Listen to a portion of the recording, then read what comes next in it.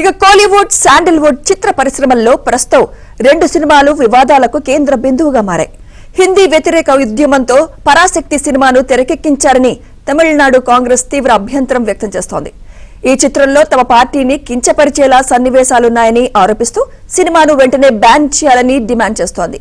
ఈ వివాదం ప్రస్తుతం కోలీవుడ్ లో హాట్ టాపిక్ గా మారింది.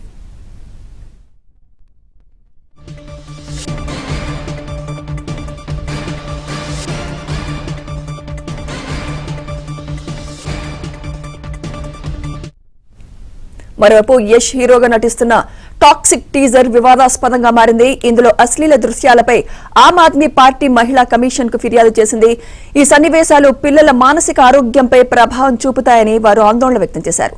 దీనిపై స్పందించిన మహిళా కమిషన్ తగిన చర్యలు తీసుకోవాలని సెన్సార్ బోర్డుకు లేఖ రాసింది.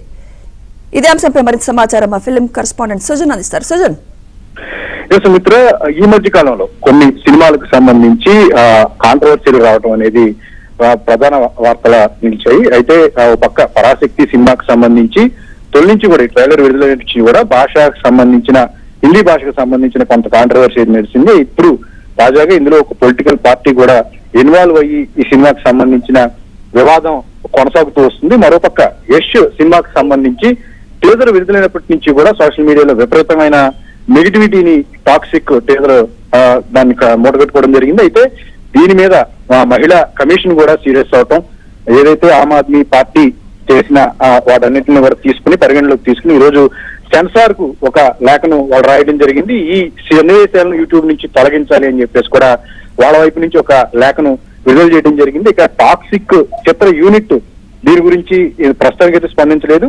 అయితే జననాయకన్ సినిమాకు సంబంధించి అలాగే టాక్సిక్ ఈ 2 సినిమాలకు సంబంధించి ఒకే నిర్మాణ సంస్థ ఈ 2 చిత్రాలను నిర్మించడం ఇప్పుడు ఆ సంస్థ మీద తీవ్రమైన ఒత్తిడి నెలకొందని చెప్పుకోవచ్చు. జననాయకన్ వివాదం నడుస్తూ ఉండగానే టాక్సిక్ మీద కూడా ఈ రకమైన కాంట్రవర్సీ రావడం పట్ల కేవీఎన్ ప్రొడక్షన్ మీద చుట్టూ కూడా ఒక చర్చనీయాంశంగా మారింది.